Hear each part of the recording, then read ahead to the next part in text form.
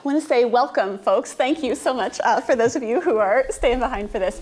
Welcome to Taproot Theater's Raised Voices Conversations. My name is Sonia Lowe, and I am the resident dramaturg for Taproot Theater. So for those of you who are joining us after the Thursday performance of We Will Not Be Silent, do me a favor. Can you close your eyes and remember this moment from the final scene of the play that you just saw, when the Nazi interrogator, Kurt Grunwald, says, "I'm only one person, Sophie." And Sophie replies, "So am I." So you can open your eyes. That moment was the beginning of the inspiration for the Raised Voices conversation, because we thought there's so often that things seem too big, too systematic, everybody else around says it's normal, so what can one person, what can just me do to make a difference? But we also know that the choice to speak, the choice to act in big and small ways is a choice that people make daily. And that Sophie Scholl's story is one of many different stories. And so celebrating stories like this can be an antidote to apathy. So for that reason, Taproot is really delighted to partner with the Sheri and Les Spiller Family Foundation and the Church Council of Greater Seattle to host the Raised Voices Conversation. So the Raised Voices Conversation is a series of events celebrating stories of Seattle activists who are speaking into specific areas of injustice in our city. It's a chance to put real faces onto issues that might be impersonalized in the news. And for tonight's discussion, we're really excited to welcome two speakers who are actively engaged in the homeless community in Seattle. Jennifer Adams is the case manager for the Bridge Care Center in Ballard, and Rex Holbein is the founder and creative director of Facing Homelessness. And Rex, I just realized in the lobby, I didn't ask you whether it was Holbein or Holbein. You did it perfectly. Fantastic. You are now joined the 2% of the world that knows that. That knows how to pronounce your last name. Awesome. Well, thank you both for being here. And I just want to start off by asking you to share just a brief bit of your story. Rex, let's start with you. What is Facing Homelessness and how did that come about? Right, so Facing Homelessness is a nonprofit, and it came about pretty unexpectedly, for me at least. I'm an architect and I had worked in the city having my own practice for 28 years, and I moved my office to the Fremont neighborhood and began to meet people that were homeless. And to just set the context, all of my clients are exceedingly wealthy, right? Mm-hmm. And so I was designing $1 million homes at my conference table in the office, and then 10 minutes later, maybe being down by the canal on a bench talking to people that had nothing to their name. And so I went through this process, and I had no idea it was going to go anywhere, but I went through this natural process of just comparing the lives of people that were exceedingly wealthy and people that had nothing to their name. And then a second component really entered into the process as I got to know people better and better, is that they weren't holding up to the negative stereotype against homelessness. You know, people that I was meeting were these brilliant, compassionate, kind, funny people, and I was going home to my wife, really every night saying, "Oh my God, you can't believe what I just heard." So, long story short, I started a Facebook page to just highlight that, just to say, if we could all see how amazing these individuals are, maybe we could put a little dent in the negative stereotype. Mm-hmm. And that Facebook page, took off, and now there's 51,000 people following it, and all these folks are leaning into addressing the issues, the specific needs of people on the street. Right. Gosh, well, thank you. Mm.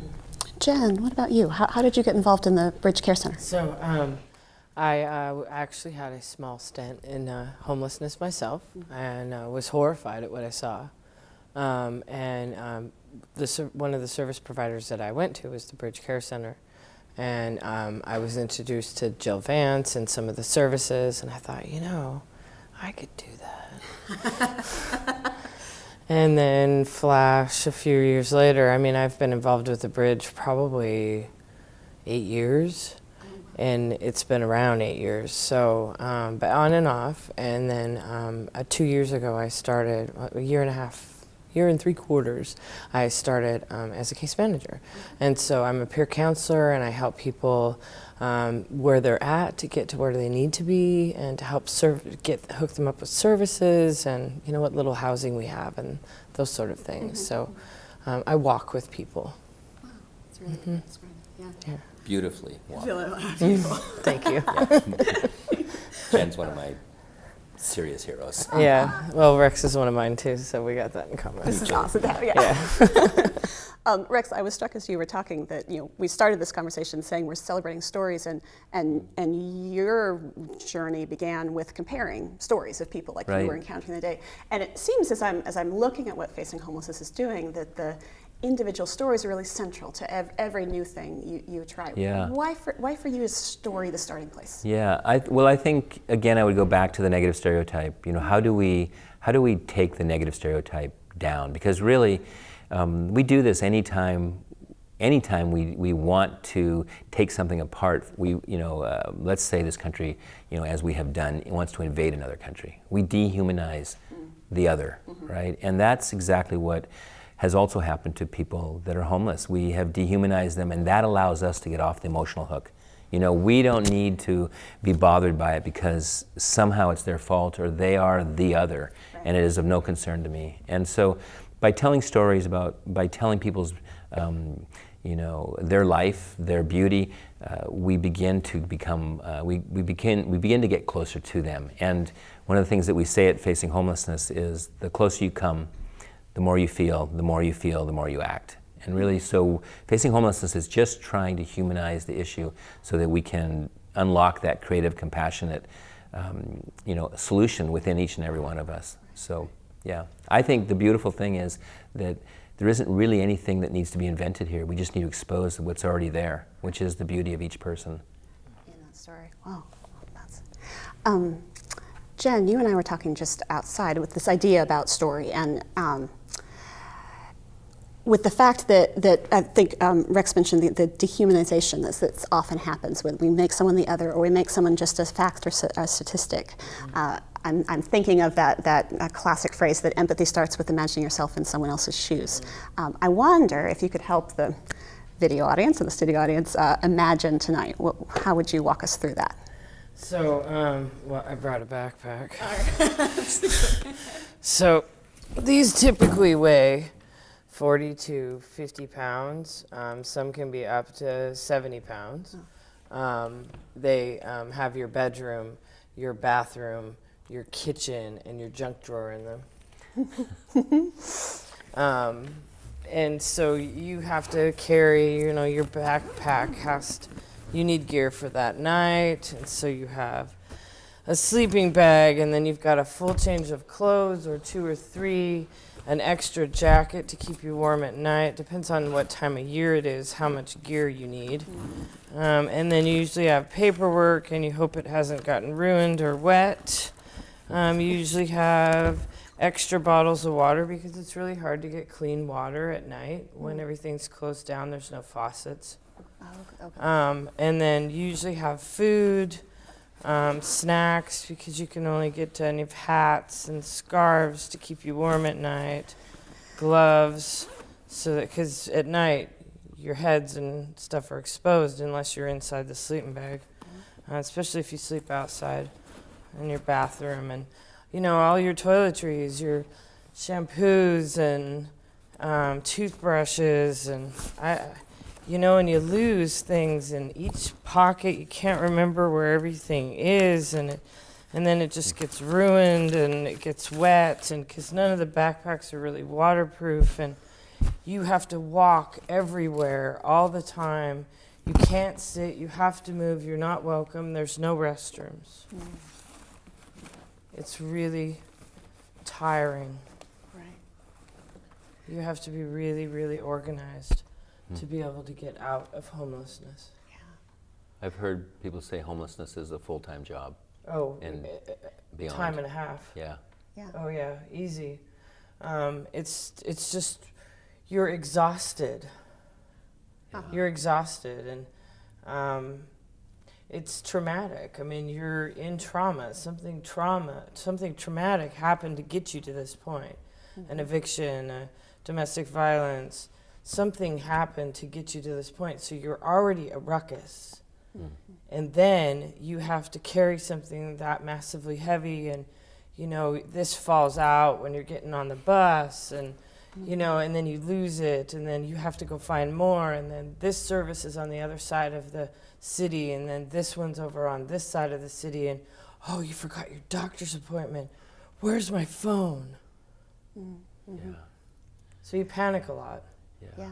You're in this fight or flight mode the whole time that you're homeless, and you're just struggling to try to, well, if I just can find this, I'll be in a, but it's just, you're so tired. Yeah. And you have to move. You can't stay here. Always in the mood. I can't tell you how many people too, and I know you know this, but if you leave food in the backpack and you're sleeping outside, the rats and the raccoons will, in the night while you sleep, will eat through your backpack and find that food. Right. And then you've not only lost food, you've lost Your your bathroom and Yeah. your kitchen and your junk drawer and everything that is in there. Wow. Jen, it's interesting listening to you say that. You can almost feel the weight of that as you're describing it. And you have to take it with you everywhere. Right. You can't leave it at home. You can't put it in your car. Right. There are other horrible things that happen if you live in your vehicle, but it has to be with you. And if you leave it on the bus and you get off, then that's everything you had, your ID, everything. And so then you have to go back and replace everything, and it takes a long time. Yeah. So I lost my backpack 3 times the first 3 months. Wow.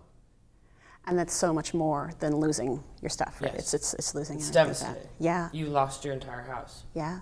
Yeah. The other problem with carrying it with you constantly is it's an instant identifier that you're homeless. And that sets in a whole nother level of interaction, or rather lack of interaction, than with everyone around you, because you've just been pegged as someone that's living homeless. So shame starts to come about. You're not looking people in the eye because you don't want to hear the comments. I was spit on. I had people throw change at me. It's dehumanizing. Yeah. And we're back to that word again, which it seems like for both of you, central to your mission is removing that. As you were describing this, so we start with empathy, and it was occurring to me, though, that so much of this is about understanding. If I don't understand what someone, literally the weight, what someone is carrying as I'm interacting with them. Rex or Jen, either of you, what would you feel like is the biggest misunderstanding that you encounter as you're speaking to housed people about the homeless community in Seattle? Like, you talked about the negative stereotypes. What do you feel like are some of the ones you most often encounter? I'm going to go back quickly to just something Jen said, and that is that one of the beautiful things about Jen's work is she has experienced that. So that not only allows her to have the empathy from a genuine place, but also the knowledge, right? How to actually meet people. And that's a really beautiful thing. Meet people where they are. Yeah, and that's that's important. incredibly beautiful thing that you bring to this. Thank you. Personally, I think there's so many misconceptions, so it's hard to actually say which is the biggest, but they are, wow, it's a long list, but I think one of the things that people really wrestle with is this idea that people choose to be homeless for some reason. And I've heard many stories, well, I talked to this young man and he said he actually chooses that lifestyle. And then, I'll ask, well, how long did you talk to him? Well, it was just a quick conversation, but he when I confronted him about it, he said that he actually enjoyed living this way. But when I've had those conversations and you sit in a little bit longer, you might ask, how's your relationship with your folks? Oh, I haven't seen my folks since I was 14. My dad used to beat me regularly, right? So the choice to be homeless suddenly takes on a whole different. So a better way to say, do people choose to be homeless, is to ask, do people choose suffering, over not suffering? Do they choose cold over warmth? Do they choose, having basic needs met or not having basic needs met? And nobody would choose those things, right? So every single person that's homeless is there for a profound reason. They are experiencing a life crisis that's unfolding right before our eyes. And one of the real crimes that we commit is making it more difficult on people that are homeless. We should be helping them. We should not be judging them. We should not be getting in their way. And I think that would be the biggest misconception, would be our role in this whole process is that we should not be judges. We should be helpers. It's not refusing shelter. It's, I got this. It's self-pride. It's not being shameful. It's taking care of myself. It's being the American dream, independent, being self-sustainable. Mm-hmm. It's not refusing services. Right. Wow. Most of those people are veterans, and they don't want to be pushed around and told what to do. They don't want cameras everywhere. They don't want to have to sign people in and out. They don't want rules. Mm-hmm. They've done all that wherever, World War, whatever, Gulf War. You know, they don't. That's one of our communities that just doesn't want to be told they've done for us. Mm-hmm. And so putting them in a box is what we try to do with these systems. And those are for cats. Boxes are for cats. Boxes are for cats. It's true. And systems not for people. Wow. Yeah. Yeah. Thank you for that. Jen, we're closing in on towards the end of this time, but I wanted to come back to this idea of story and the personal interaction that both of you are emphasizing, right? That people are not in boxes, that the choices are actually a very complicated choices people are making. And you were talking about, we're emphasizing in this whole talk about the importance of human interaction, the importance of getting to know someone's story, but actually there's a real, to be very careful in any person that you're getting to know how you're asking them to share. Stories can be told wrong. Sure. It's like the kindergarten circle. Uh-huh. You tell that person, and then by the end of the circle, it's like this outlandish, not even close, right. Purple dragon when it started out a caterpillar. And so we as humans try to fill in boxes. Mm-hmm. And so my story's been told a couple times very wrong. And it's very hurtful because it puts me back where I was in that place where I was trying to just heal myself and not make a mess. Mm-hmm. But because society saw me I was labeled. And so a lot of things happened. My interaction with the police were different. My interaction with stores were different. My interaction with bus drivers. As soon as they saw this, there was a wall. So, and then there's that part where people too sometimes would say, oh, you don't look homeless. Right. Oh, that makes me feel better. Or you look like you're capable of working. Yeah. There's so many versions and of that. I have a lot going on in this. Right. I've got diseases and things that are shutting down and things like that. And when you're in stress and flight or fight mode, those things are exacerbated. So if you have rheumatoid arthritis, like many of our people, and you're having to walk miles a day, you're in a lot of pain. And so this myth that all of our people are out there because of drugs and alcohol, a lot of times that is masking pain. Yeah.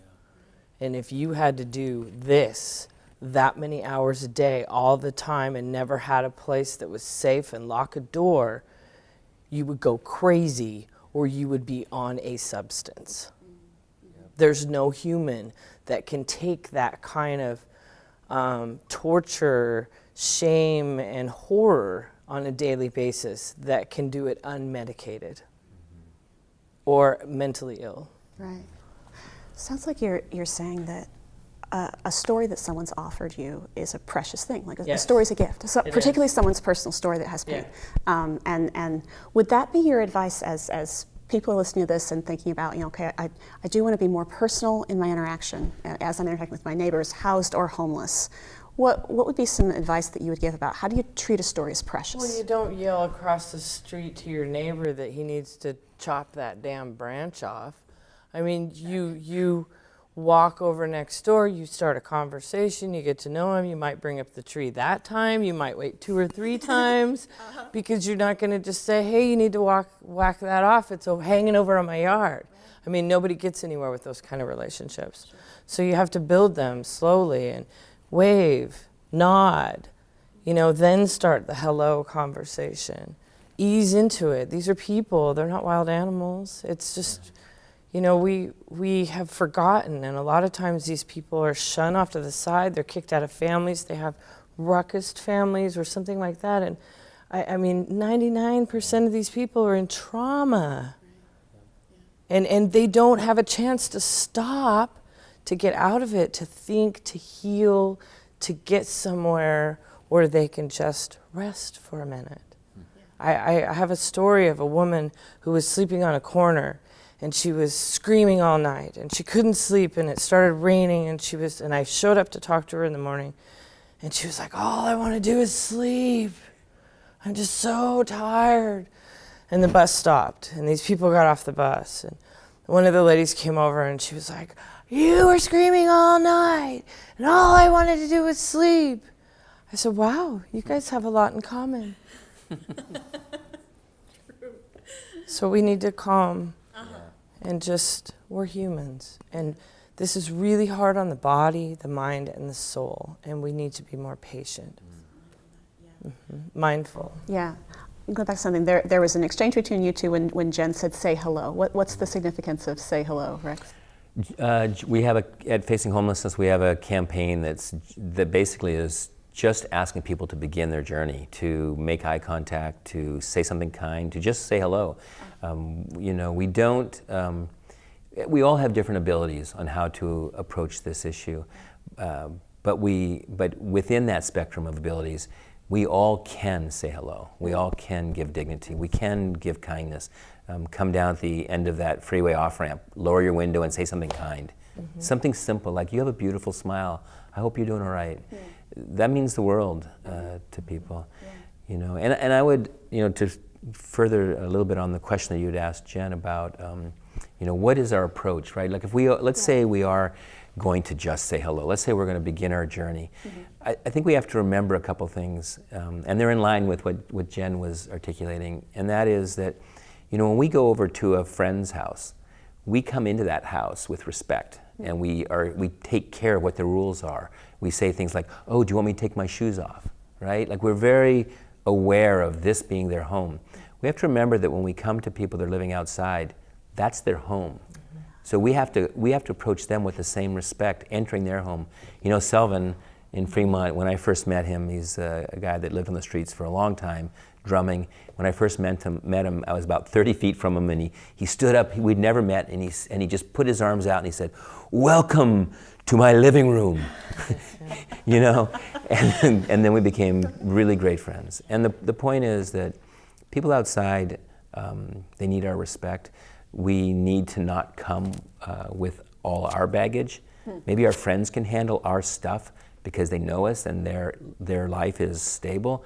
But somebody that's outside, their life is in trauma, as Jen is saying, and we need to be able to come in and match their biorhythm and just let them carry the conversation. Let them move it forward. Be in the back seat, right? Like, just be respectful. Yeah. But what you'll find when you do that is that they'll want to open their life to you. And you'll think going in that you're doing something for them, and you'll find that they've actually done something for you. Yeah. You know, a richer, more meaningful experience. Yeah. Wow. Thank you so much for sharing that. We've sort of kind of started to talk about what our final question was, this idea that everybody can say hello, right? Everybody can respond. If someone is listening to this on YouTube or in the audience tonight and had to say hello, but what's maybe one more thing I could do or I could learn, or say, what would be one thing that you would ask people to walk away with tonight? Volunteer. Volunteer. Okay. There's thousands of places. You can hold babies in a hospital. You can go to a food bank. You can go sit at a senior center and talk to old people and young. Very young people there. You can volunteer at schools. I mean, what we need to do is educate the next generation. We don't need this to be a new lifestyle. Yeah. We don't need this to be our next generation of housing and living in cars, and we need to educate. And we need to just be really mindful. Yeah. I would say, I can share what Facing Homelessness tells every volunteer that comes. We say, give us the answer to these two questions. What are you really good at, and what are you really passionate about? and take the answer of those 2 questions and create a life project for yourself to go out into the world and help someone that's in need. Because if you're good at it, you'll make a difference, and if you're passionate about it, you'll stick with it. And those 2 are very powerful together. You know, find something. Volunteering doesn't have to be penance, right? It should feed you too, because in that feeding, you create these genuine, authentic moments. And people that you're helping, you know, and who are helping you in that moment, they feel that, and you feel that. And it's that energy that actually is sustainable and healing. Wow. Awesome. Thank you. Did you have something you wanted to add? No. Sounds good. Thank you so much. I mean, I could talk all day. Folks, right? Folks who are here, can we give a round of applause to our speakers? Thank you. So what I wanted to close out, say one, thank you so much for what you're sharing, and to let folks here know, and also folks that are listening on the video, that we'd actually like to take kind of the energy, and if you are feeling sort of what do I do next, how do I learn more, we have handouts in the lobby, and they're also going to be in PDF form online. And the handouts have some ideas for resources of learning, some of these ideas about what's one thing I could do right now that Rex and Jen have given us. So pick up one of those. If you have a question or a story or just something that this has provoked a response that you want to email to Taproot Theatre, my email is on those handouts as well, and we would really love to continue this conversation with anybody who is joining in with Raised Voices. So thanks again so much, and I very much appreciate you being here. Thank you for having this conversation. Yeah, it's important. Very Thank you. important. All right. Thank you. Yay.